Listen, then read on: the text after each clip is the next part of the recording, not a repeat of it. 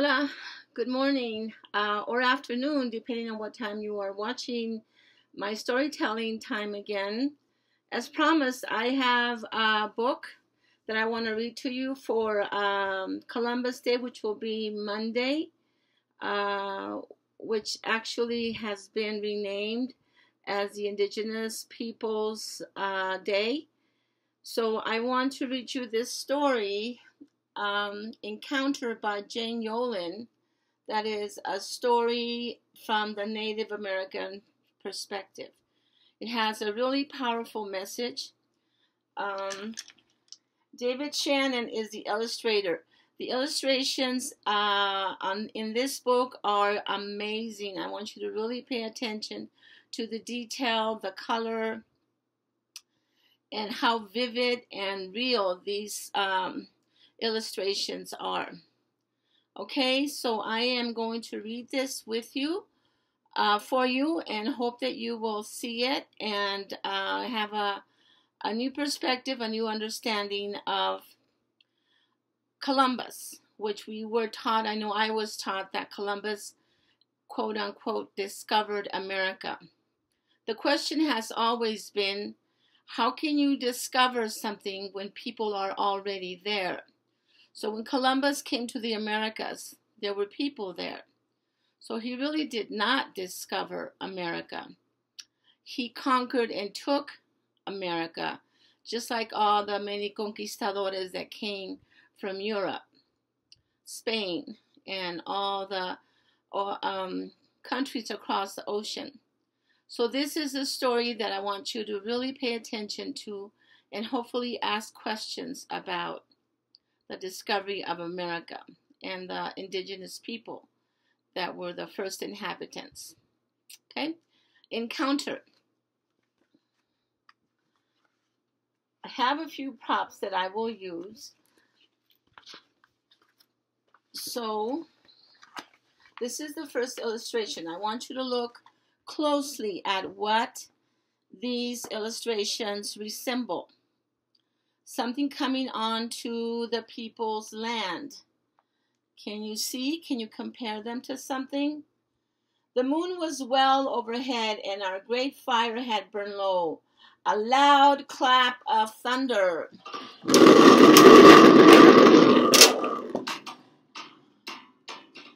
awoke me from my dream. All dreams are not true dreams, my mother says. But in my dream that night, 3 great winged birds with voices like thunder roared the wild waves in our bay. They were like birds I had never seen, like sharp white teeth filled their mouth. So this little boy is having a dream, more like a nightmare, but his mother says that it's just a dream, that we all have dreams and not all dreams are true. So let's see what happens with his dream. So here, does this look familiar? Can you compare that to the previous illustration of what might happen to this little boy and his people in his land as these ships approach from across the ocean? I left my hammock and walked to the beach, and there were my dream birds again. Now only they were real. 3 great sail canoes floating in the bay. I stared at them all through the night. Do you know why he calls them canoes? Because he didn't know about ships. All he knew were canoes that they had, which they used for their fishing and going across the ocean when they needed to go to other parts, maybe other islands. So this is how he will speak throughout the story, the language that he knows by the things he is familiar with. When the sun rose, each canoe gave birth to many little canoes that swam awkwardly to our shore. That means that little ships coming towards the shore, towards his home, were coming out of the big ship, because the big ship can only go so far onto the bay. I ran then I ran then and found our chief still sleeping in his hammock. Do not welcome them, I begged him. My dream is a warning. But it is accustomed to welcome strangers, to give them tobacco, leave, feast them with a pepper pot, and trade gifts. So they thought we must welcome them with our pepper pot so we can invite them to our feast. And we must give them and our invite them with our gifts, which they had. You are but a child, our chief said to me. All children have bad dreams.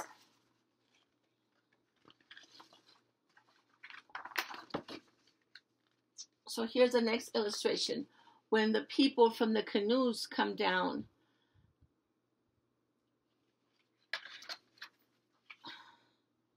The baby canoes spat out many strange creatures. Men, but not men. We did not know them as human beings, for they hid their bodies in colors like parrots. Their feet were hidden too.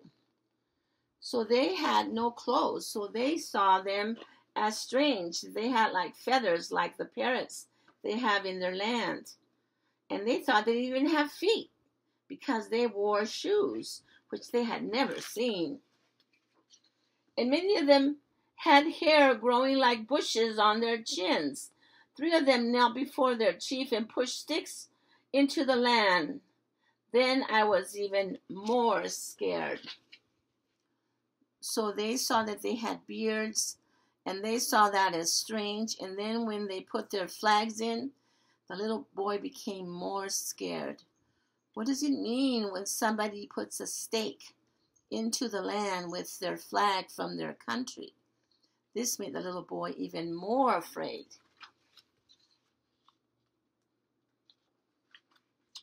I love this illustration. One young man left the shelter of the trees.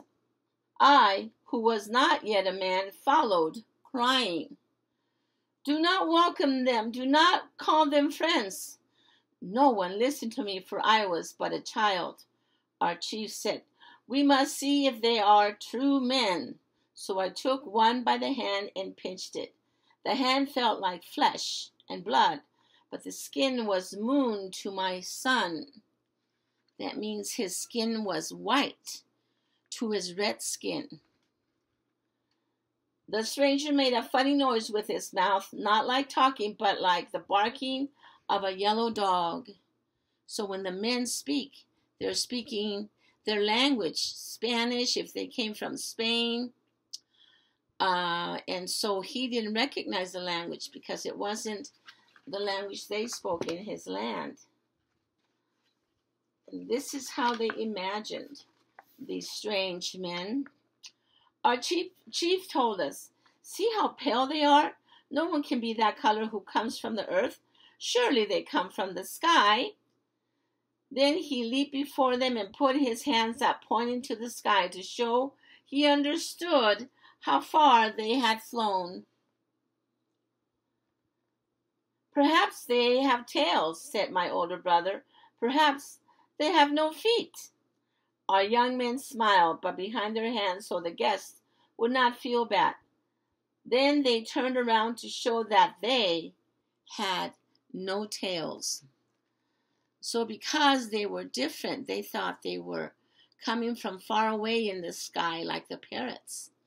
And so they thought it was kind of funny that they heard the chief say they were like parrots because that's how they looked with their clothes and their funny talk. Our chief gave the strangers balls of cotton thread to bind them to us in friendship. He gave them spears that they might fish and not starve. He gave them gum, rubber balls for sport. He gave them parrots too, which made our young men laugh behind our hands all over again, knowing it was our chief's little joke. Then the strangers looked like parrots, but the strangers behaved almost like human beings, for they laughed too and gave in return tiny smooth balls of color of hollow shells and tongues that sang chunga chunga, like the little bells that they have here. So they gave them all kinds of trinkets and gifts that they thought were precious because they've never seen these kind of jewels. But they weren't really valuable. They were just trinkets.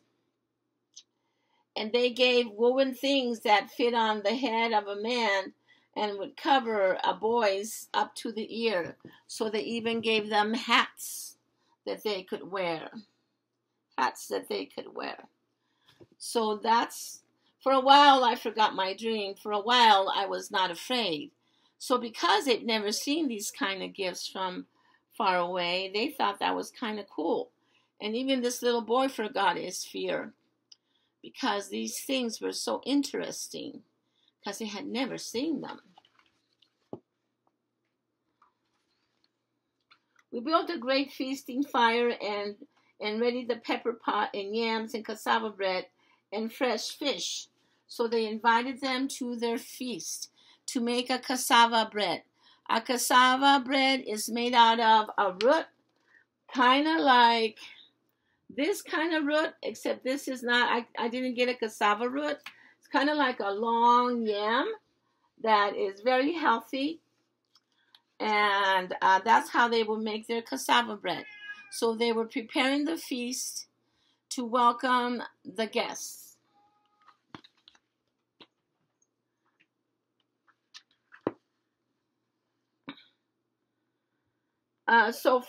Even though the strangers were not quite humans, we would still treat them as humans. Our chief rolled tobacco leaves and showed them how to smoke, but they coughed and snorted and clearly didn't know about these simple things. So when the guests were giving things that grew or were done in the island, they did not know about them. But they still welcomed them and gave them their best.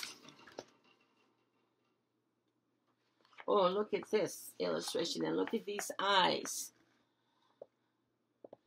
Then I leaned forward and stared into their chief's eyes. They were blue and gray like the shifting sea. Suddenly I remembered my dream and stared at each of the strangers in turn. Even though with dark human eyes, looked away like dogs before they are driven from the fire. So I drew back from the feast, which is not what one should do, and I watched how the sky strangers touch our nose rings. So they touched their nose rings and their gold that they had. And they saw the gold that they wore with their nose rings.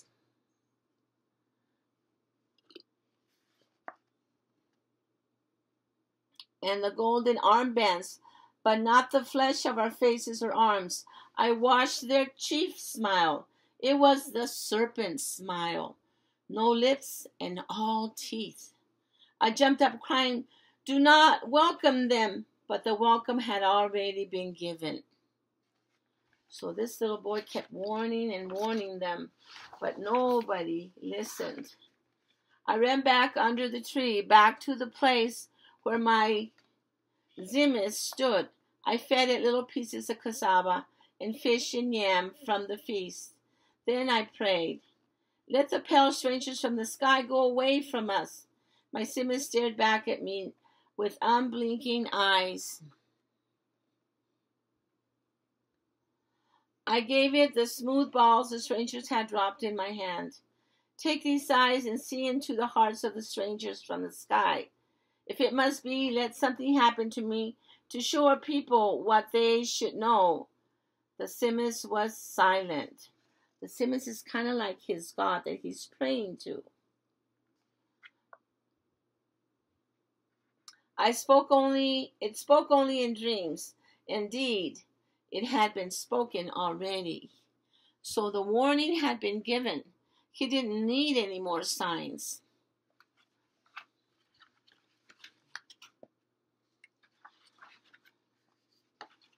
Then I returned to the feast. One of the strangers let me touch the sharp silver stick. So he called the sword a silver stick that was sharp. To show I was not afraid, I grabbed it firmly, as one would a spear. It bit my palm so hard that blood cried out. So when he says it bit him, what he's actually saying is what? That it cut him.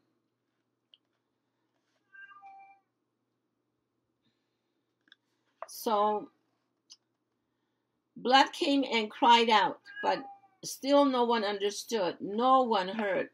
They did not hear because they did not want to listen. They desired all that the strangers had brought. The sharp silver spear, round pools in the hand, gave the man back to his face.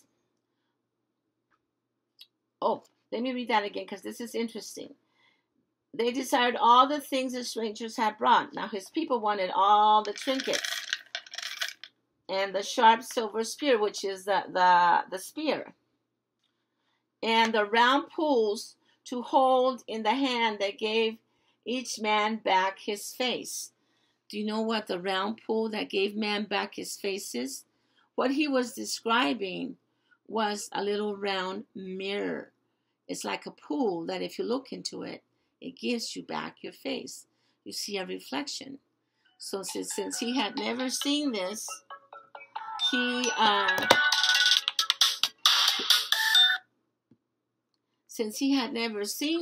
that's how he described it, like a pool.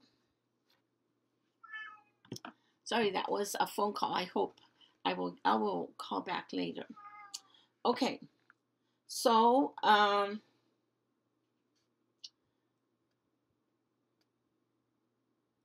and then there were the darts that sprang from sticks with a sound like thunder that would kill a parrot many paces away. So what is he describing here as he says darts that sprang from sticks like the sound of thunder? That would be a gun that would spit the bullets. They were given none of us. We were given none of these.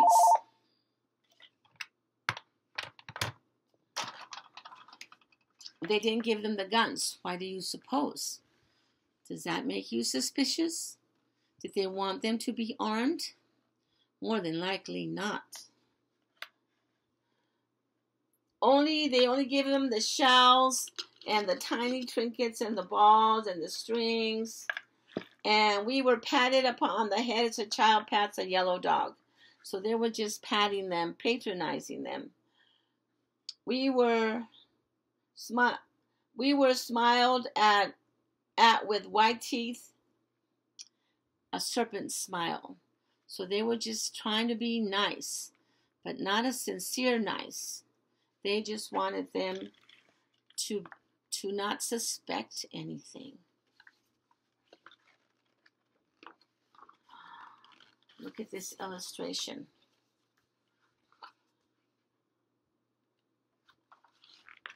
What do you think is happening? Is that a good thing or a bad thing? The next day, the strangers returned to their great canoes. That means to the big ship. They took 5 of our young men and many parrots with them. They took me. I knew then it was a sign from my Simis, a sign for my people. So I was brave and did not cry, but I was afraid. So here they were, rowing away to the big ships out by the sea, and they took the little boy at the end of the canoe. What do you think is going to happen?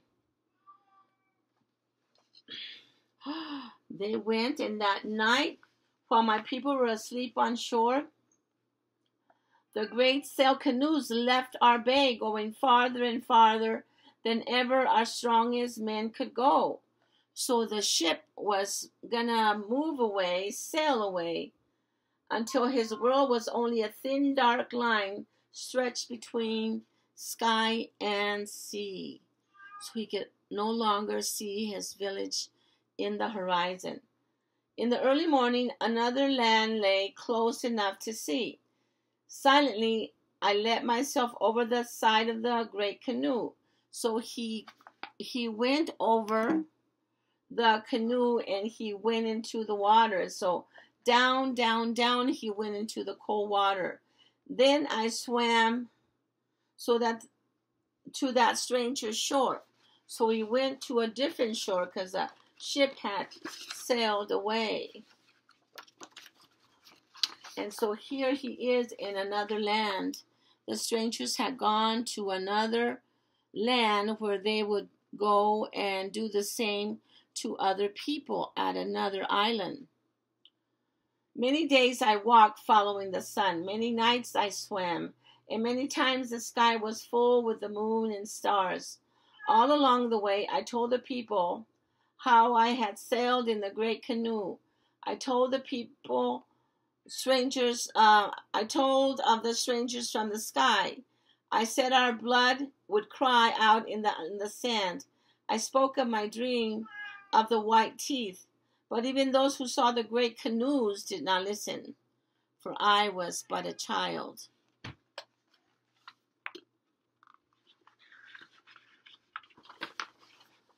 Oh my goodness, this is so sad. Look at this. So it was, we lost our lands to the strangers from the sky. We gave our souls to their gods. We took our speech into our mouths, forgetting our own. Our sons and daughters became their sons and daughters, no longer human, no longer ours. That is why I, an old man down, dream no more dreams. That is why I sit here wrapped in a stranger's cloak. That means a stranger's clothing, counting the stranger's bells on a string, telling my story. Maybe it's a warning to all the children. May it be a warning to all the children and all the people in every land. So he wants to warn people not to be taken like he was taken, how they took his land, his culture, his language, and now the sons and daughters have become not their sons and daughters, but strangers' sons and daughters because they no longer speak their language. So this is the perspective or the story from a child that was one of these indigenous people that met people like Columbus and Cortez and all the other explorers that came to conquer and to take people's lands.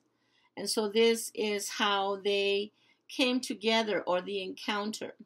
So it is a warning to even us today to not let our cultures be taken, our language be taken, because it is important to know who we are, where we come from, and to speak our language. So as a poet, I have a poem that I wrote in 2007, and it's titled My Language. I will share this with you. My language is the lyrics of a song that sings from my soul. It is my mother's lullabies. My language is a poet's words. It speaks from the depth of my heart.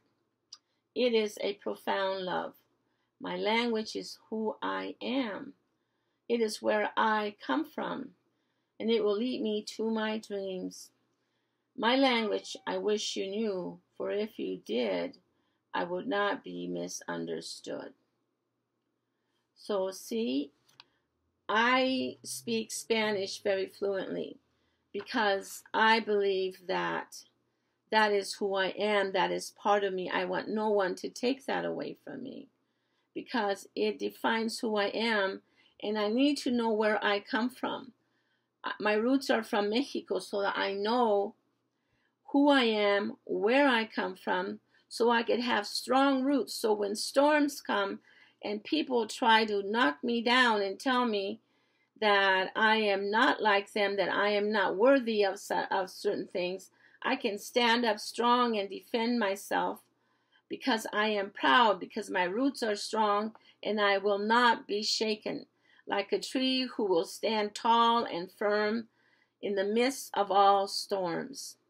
So that is why it's so important, parents, to have your children speak their Spanish tongue, or whatever language is their home or their native tongue. There is another poem that I wrote in 2007 also. It is called Time to Fly. I give you roots. Know who you are, where you come from. Recognize those that laid your foundation. I give you wings, the belief that you can do anything. Expand those wings to your utmost capacity. Soar beyond. See what only I dream of today. Do what time did not allow me to do. Leave your mark, your determined footprint. Do not be afraid. Trust God and trust yourself. Courage does not allow fear of the unknown. Keep us from trying unfamiliar, scary things. Fly high. Fly with all your might. So if you have roots, you will go far, far, because you won't be in limbo, not being truly who you are and not truly being accepted to something you are not, or a different culture. So it is important to know our roots, keep our customs, our culture, our language, and be proud of that, of who we are, where we come from, know our history, so that if anybody tells you, Mexican, go to Mexico, go home, go back to your land, I can proudly stand firm and say, well, this is my home. This land was part of Mexico, and I am home. So it's not like we crossed the border crossed us. And because I am bilingual, I am twice as smart, I am biliterate, I can do twice as many things. I can help and extend my hand to help others that need interpretation, that need help, that need a voice. So I can become the voice, and I have become the voice for the voiceless. So I challenge you to do the same with yourself. Parents, I encourage you to help your children keep their language, show them your cultural things so they can be proud and they can know where they come from so they could find their future. Thank you so much. I hope you enjoyed this story. Again, if you can buy the book, buy it. This is a paperback, only $7.99. A great gift, a great book for teachers to show the different perspective for Columbus Day. So thank you again. Enjoy your day, and I will see you for the next story. Bye-bye.